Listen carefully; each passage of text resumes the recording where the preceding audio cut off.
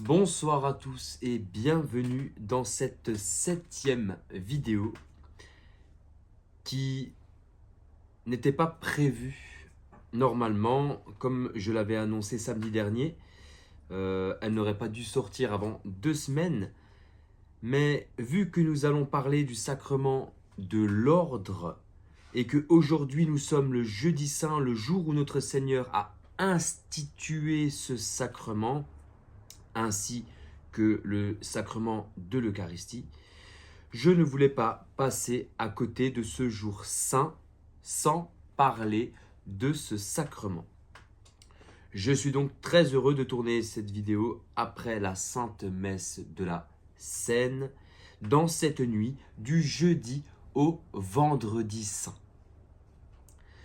Trêve de bavardage, nous allons sans plus attendre rentrer dans le vif du sujet et parler de ce qui nous intéresse, le sacrement de l'ordre.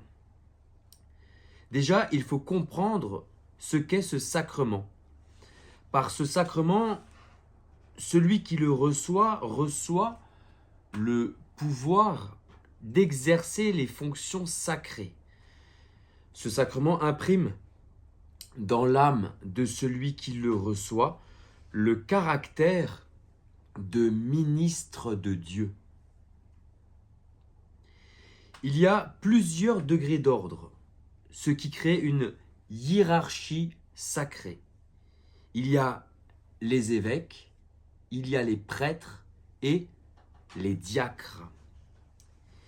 Il y a 2 degrés qui sont de participation ministérielle au sacerdoce du Christ, c'est l'épiscopat et le presbytérat, donc l'évêque et le prêtre, qui reçoivent donc ce sacrement, qui reçoivent donc le sacerdoce. Le diacre, lui, est destiné à aider et à servir les évêques, les prêtres et le peuple de fidèles. Les 3 sont conférés par un acte sacramentel qui est donc le sacrement de l'ordination, qui est donc l'ordination. L'évêque est à la première place. Il est établi dans l'épiscopat. Donc la ligne continue depuis les apôtres, qui eux ont reçu ce sacrement de notre Seigneur, qui l'ont reçu directement du Christ. Donc depuis notre Seigneur qui a ordonné les apôtres en tant que tels, il y a ce que l'on appelle la succession apostolique. C'est-à-dire que l'évêque présent aujourd'hui dans votre diocèse a été ordonné par un autre évêque avant lui, qui lui aussi a été ordonné par un autre évêque avant lui, etc., jusqu'à notre Seigneur Jésus le Christ. Nous le voyons bien avec le pape, aujourd'hui Léon XIV, en 2026, qui est le 260e pape depuis la venue de notre Seigneur. Le pape qui, je le rappelle, est l'évêque de Rome. Donc à Rome, nous pouvons remonter du pape Léon XIV, qui est évêque actuellement en 2026, jusqu'à l'imposition des mains de notre Seigneur sur les apôtres. C'est donc ce qui garantit notre foi et notre fidélité à ce qu'a établi notre Seigneur. La semence apostolique se transmet donc à travers les évêques, depuis les apôtres. Les apôtres ont été remplis d'Esprit Saint qui est descendu sur eux, et par l'imposition des mains, ils ont transmis à leurs collaborateurs le don spirituel qui est communiqué jusqu'à nous à travers la consécration épiscopale. C'est donc l'évêque qui est le successeur des apôtres. Et un évêque, c'est forcément un prêtre avant de devenir évêque. Les prêtres sont les coopérateurs de l'évêque. L'évêque transmet la charge de son ministère à ses prêtres, il les mandate. Les prêtres sont donc là pour aider les évêques à accomplir leur mission apostolique confiée par notre Seigneur. Par le sacerdoce, les prêtres sont configurés au Christ prêtre et par l'onction de l'Esprit Saint, ils sont marqués d'un caractère spécial qui les rend capables d'agir au nom du Christ. L'évêque garde la charge suprême du pontificat, mais les prêtres, ayant reçu le sacrement de l'ordre, sont consacrés pour prêcher l'Évangile et pour être les pasteurs des fidèles et pour célébrer le culte divin. Un prêtre peut donc, en la personne du Christ, célébrer la Sainte Eucharistie, donner le sacrement du pardon, de la pénitence, de la confession. Il peut aussi donner l'onction des malades, il peut donner la confirmation avec l'autorisation de l'évêque, et il peut être témoin du sacrement du mariage et célébrer les funérailles. Et un prêtre, avant d'être un prêtre, est aussi un diacre. L'ordre commence ici, le sacrement commence ici, par le diaconat. Alors celui qui devient diacre, par son ordination, a deux possibilités. Soit il devient diacre dans le but de devenir prêtre, donc en vue du sacerdoce, soit il devient diacre permanent, c'est-à-dire qu'il restera diacre sans aller plus loin dans les degrés de l'ordre. Un diacre, lui, est au service de l'Église et se voit confier par l'évêque les missions telles que donner le sacrement du baptême, célébrer les funérailles, célébrer les mariages, servir la messe, faire la lecture de l'évangile, prêcher, porter la communion aux malades et être ministre de la communion. Alors, le diacre, attention, n'est pas un prêtre incomplet. Il représente le Christ non pas en tant que grand prêtre comme le prêtre, c'est pour ça qu'il ne peut pas célébrer la messe, mais il représente le Christ en tant que celui qui n'est pas venu pour être servi, mais pour servir. Son âme est aussi marquée d'un caractère que nul ne peut faire disparaître. Son âme est marquée du caractère de diacre, serviteur de tous. Donc, par l'ordination, les prêtres et les diacres sont rattachés à l'évêque, chacun à sa manière, les uns comme collaborateurs de l'évêque et les autres comme assistants de l'évêque. Alors, qui peut obtenir ce sacrement ? Ce sont les hommes baptisés, parce que notre Seigneur a choisi des hommes pour former le collège des 12 apôtres. Et que les apôtres ont fait de même lorsqu'ils ont choisi leurs collaborateurs qui les ont succédés. C'est le Christ qui en a voulu ainsi. Le collège des évêques rend présent et actualise jusqu'au retour de notre Seigneur le collège des 12 apôtres.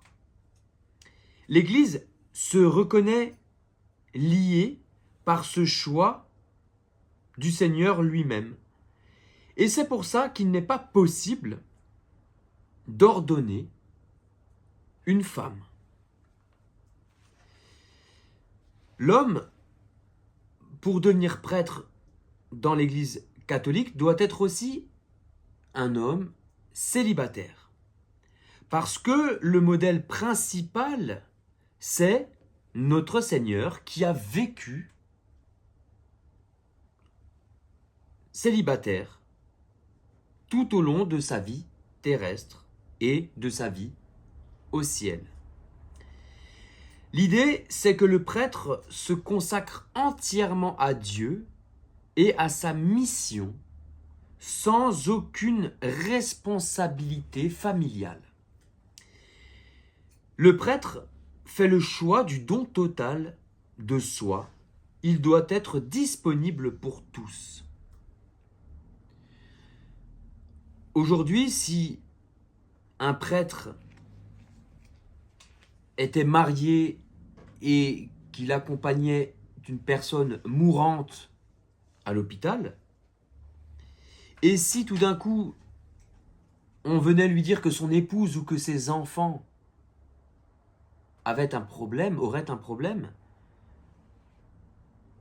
ben le prêtre, cet homme, n'aurait pas le choix de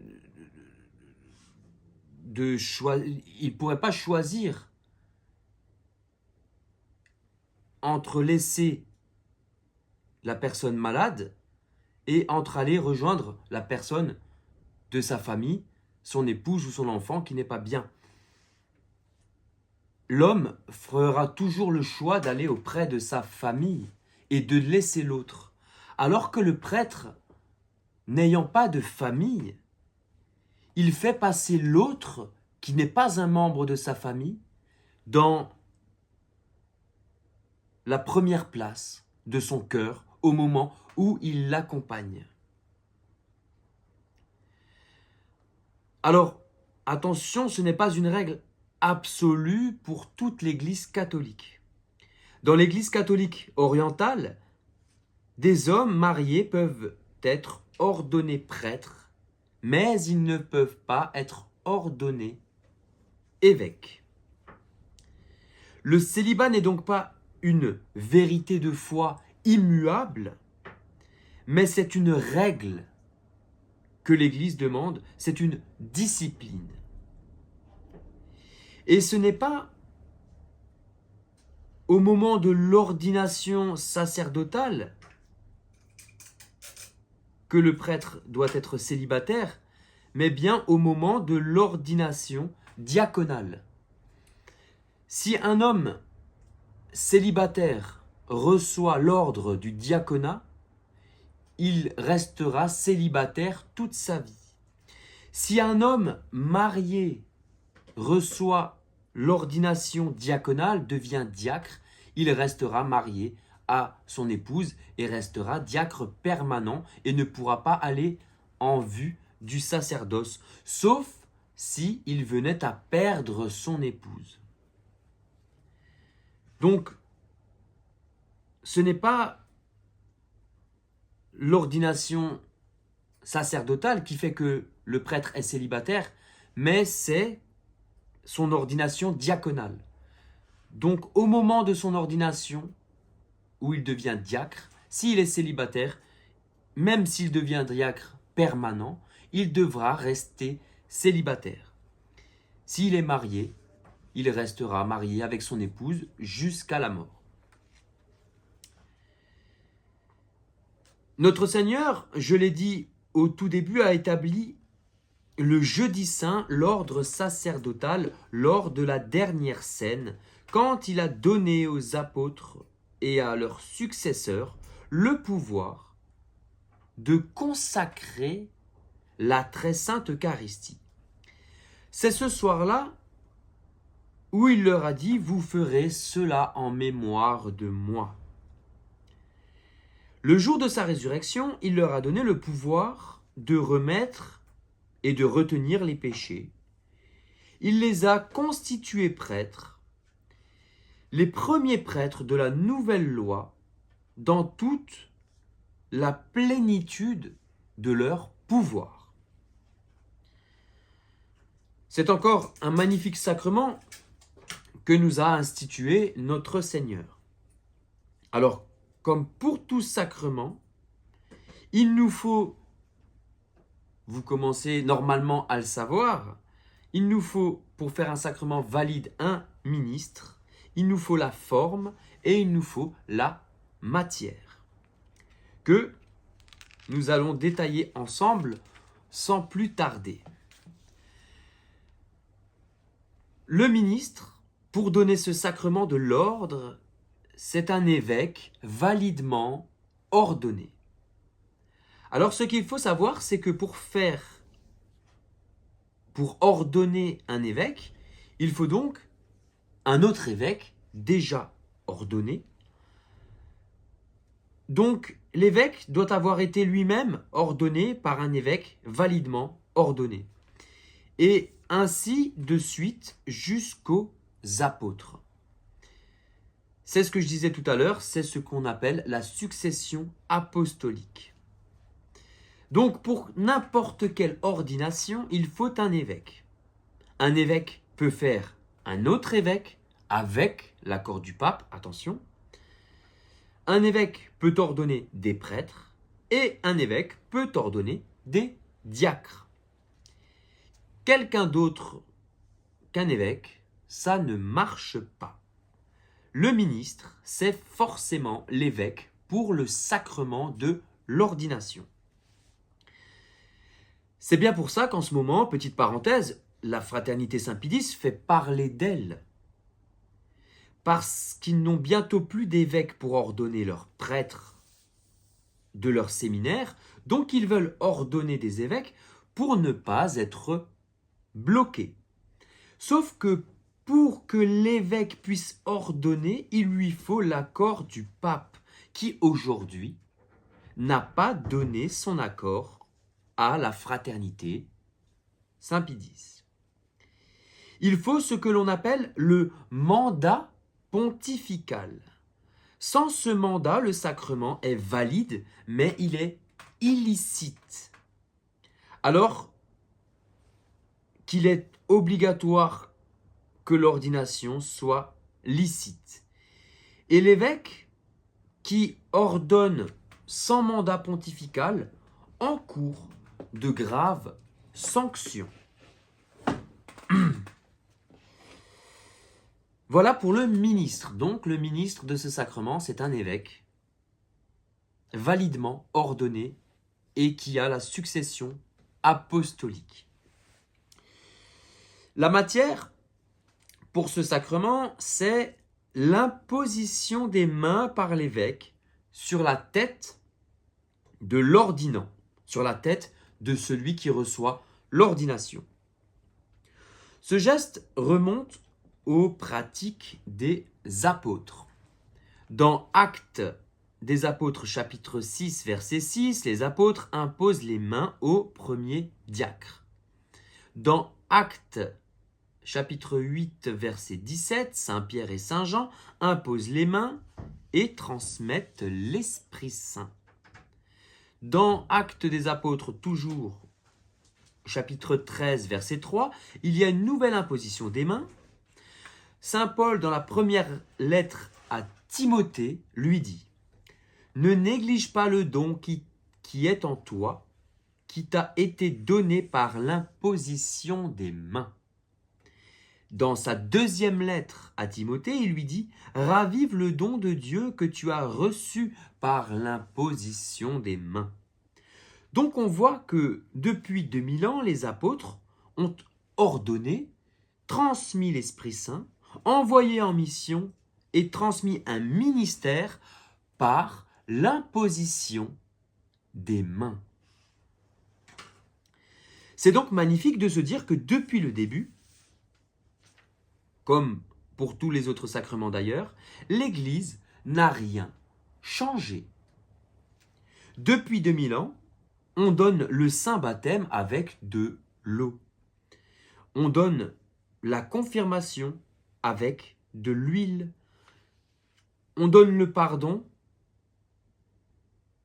en écoutant la confession du pécheur. On donne l'onction des malades avec l'huile sainte. On célèbre l'Eucharistie avec le pain sans levain et le vin. Et on donne le sacrement de l'ordination par l'imposition des mains. Personne n'aurait pu inventer ça si ce n'est Dieu.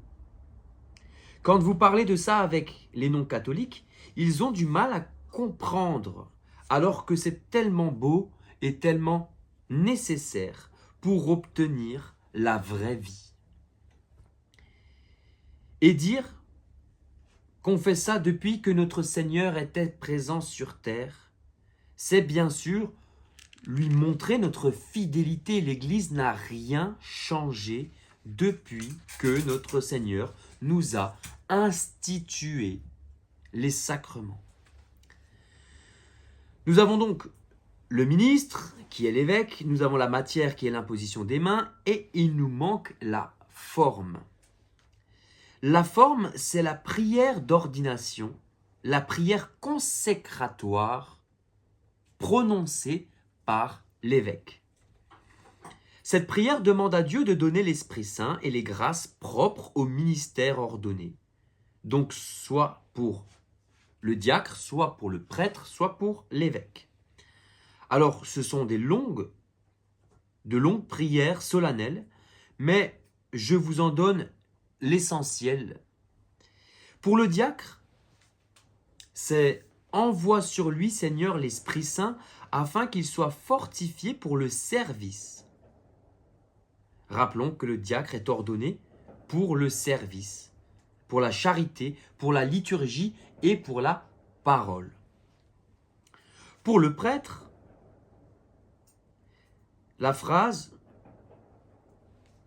prière d'ordination dit « Donne, Père Tout-Puissant, à ton serviteur la dignité du sacerdoce, renouvelle en lui l'esprit de sainteté. »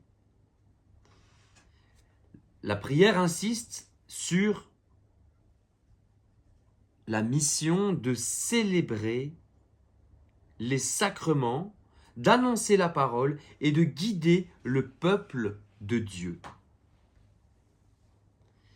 Et pour l'évêque, répand maintenant sur cet élu la puissance qui vient de toi, l'esprit qui fait les chefs. La prière qui consacre, la prière consécratoire pour l'évêque, insiste sur la plénitude du sacerdoce, sur la mission de gouverner, d'enseigner, de sanctifier, ainsi que la succession des apôtres. Comme tout sacrement, le sacrement de l'ordination donne une mission, une ligne de conduite, mais aussi des grâces. Pour l'évêque, c'est d'abord une grâce de force, celle de guider et de défendre avec force et prudence son Église comme un père et un pasteur. Cette grâce le pousse à annoncer l'Évangile et à être aussi un modèle, à être sur le chemin de la sanctification en s'identifiant dans l'Eucharistie avec le Christ prêtre et victime, sans craindre de donner sa vie pour ses brebis. Pour les prêtres, eux reçoivent la grâce du Saint-Esprit qui est une configuration au Christ prêtre, maître et pasteur pour pouvoir accomplir le ministère de la parole de vérité, d'offrir les dons et d'offrir le sacrifice spirituel, de pouvoir renouveler aussi le peuple par la régénération. Et le diacre, lui, il reçoit la grâce sacramentelle qui lui donne la force nécessaire pour servir le peuple de Dieu dans la diaconie de la liturgie, de la parole et de la charité, en communion avec l'évêque et tout son presbytérium. Je cite 2 phrases du saint curé d'Ars qu'il a dit en parlant du prêtre. C'est le prêtre qui continue l'œuvre de rédemption sur la terre, et le sacerdoce, c'est l'amour du cœur de Jésus. Alors comment fait-on pour rentrer dans les ordres, pour recevoir ce sacrement de l'ordination? Il y a plusieurs possibilités, mais ce qui est nécessaire avant tout, c'est la vocation divine. Et pour pouvoir discerner, il faut prier avec ferveur notre Seigneur, de manifester quelle est sa volonté. Il faut prendre conseil avec son curé ou avec son évêque. Et il faut examiner avec soin si on a les aptitudes nécessaires pour les études, les fonctions et les obligations de cet état. Celui qui entrerait dans les ordres sans y être appelé et sans faire cet examen, il ferait un mal très grave et se mettrait en danger de perdition. Pareil pour les parents qui forceraient leur fils à embrasser les ordres sans que lui ait réellement la vocation. Ces parents-là commettraient une faute très grave. Les fidèles ont aussi un devoir envers ceux qui sont appelés, de laisser à leur fils la pleine liberté de servir la vocation divine quand on est parent et qu'on a des garçons. Il faut leur laisser cette liberté. S'ils ont cette vocation, il faut les laisser faire. Les fidèles doivent aussi prier Dieu qu'il daigne accorder à son Église de bons et de saints pasteurs. Et les fidèles doivent aussi avoir un respect profond pour ceux qui, par les ordres, sont consacrés au service de Dieu. Pour les diacres permanents, il y a ceux qui reçoivent l'appel de Dieu et qui y pensent, qui même y ont déjà réfléchi et attendent que l'Église les appelle par le biais d'un prêtre. Et il y a ceux qui n'y ont jamais pensé et un jour, un prêtre viendra lui demander s'il a déjà pensé à devenir diacre et sinon, pourquoi pas y réfléchir. Donc, comme je l'ai dit tout à l'heure, pour les diacres, un prêtre pourrait très bien venir voir un homme marié ou un homme célibataire en lui disant « Est-ce que tu as déjà pensé à recevoir le sacrement du diaconat? Est-ce que tu as déjà pensé à ça ?» Si l'homme est célibataire au moment où il commence les démarches, il devra rester célibataire. Si l'homme est marié, il restera un homme marié à son épouse. Pour recevoir ce sacrement, en tout cas, comme pour tous les autres, cela ne se fait pas en 5 minutes. Vous l'avez compris, pour tous les sacrements, nous sommes aujourd'hui à l'avant-dernier sacrement, à la 7e vidéo, et j'en parle à chaque vidéo, sur chaque sacrement, il faut toujours un temps de réflexion, un temps de discernement et un temps de formation. On ne peut pas demander un sacrement sans s'être posé au calme et s'être posé réellement la question, qu'est-ce que je veux pour moi, qu'est-ce qui est bon, qu'est-ce qui n'est pas bon, et savoir là où on veut aller. Celui qui veut recevoir le sacrement de l'ordre doit forcément, à un moment donné, y réfléchir sincèrement et poser le pour et le contre. Il faut savoir qu'un prêtre, avant l'ordination, rentre au séminaire et il a entre 6 et 7 ans de formation avant de recevoir le sacrement de l'ordre. Donc, on voit bien que ça ne se fait pas en 5 minutes. C'est tout un temps de discernement, tout un temps de réflexion pour voir si réellement c'est à quoi nous sommes appelés. Dans ce temps de formation, il y a normalement 2 ans de philosophie et 4 ans de théologie. Et pendant ces années, il y a plusieurs étapes.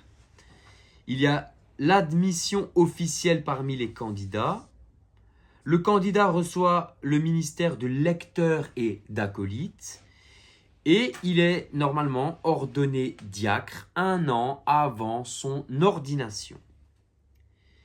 Il y a aussi des stages en paroisse, ce qui fait que la formation n'est pas uniquement sur les bancs de l'école, mais aussi sur le terrain, aussi dans les paroisses, au plus près des fidèles.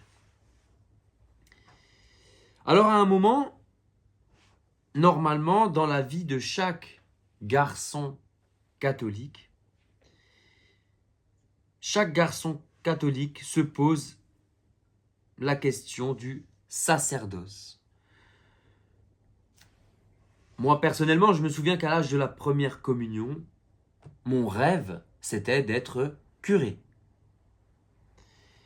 Et tous les garçons, je pense, à un moment dans leur vie, se posent cette question, même si des fois, ça ne dure pas. Mais à un moment, dans la vie du garçon catholique, il va se demander, est-ce que je ne serais pas appelé à devenir prêtre?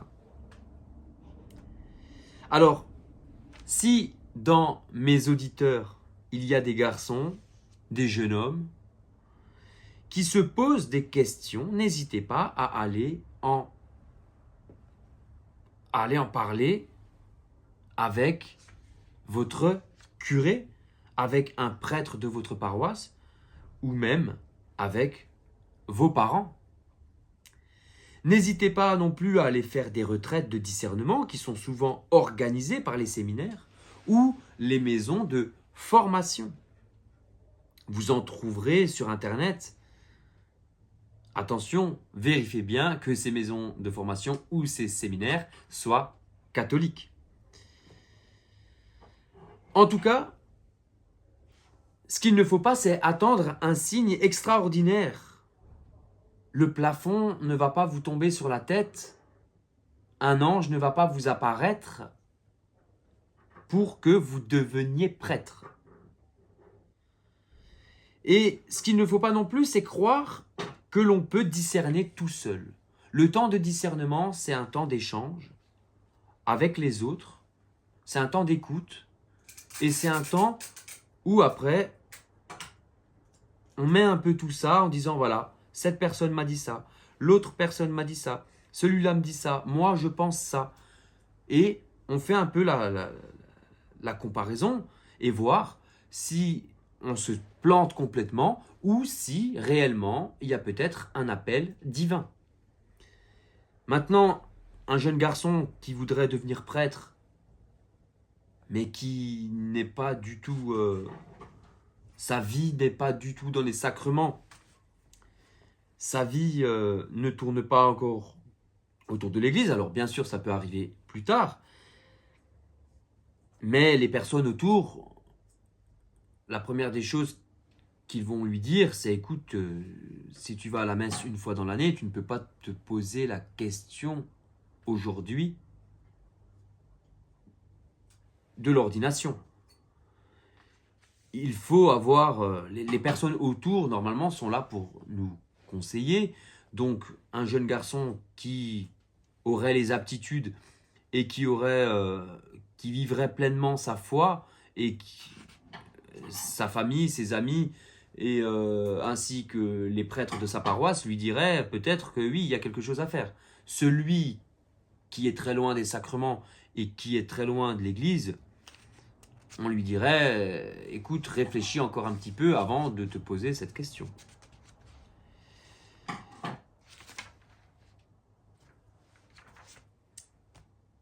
Voilà pour ce magnifique sacrement de l'ordre. Alors j'espère que cette vidéo a pu répondre à certaines questions et qu'elle va s'en faire poser à certains. Nous sommes entrés maintenant dans le Triduum Pascal, qui est le cœur de l'année liturgique. Nous avons célébré ce soir la Sainte Seine, l'institution du sacerdoce, l'institution de la Sainte Messe. Nous célébrons demain la passion de notre Seigneur Jésus le Christ. Et dans la nuit de samedi à dimanche, nous célébrerons, nous fêterons sa résurrection.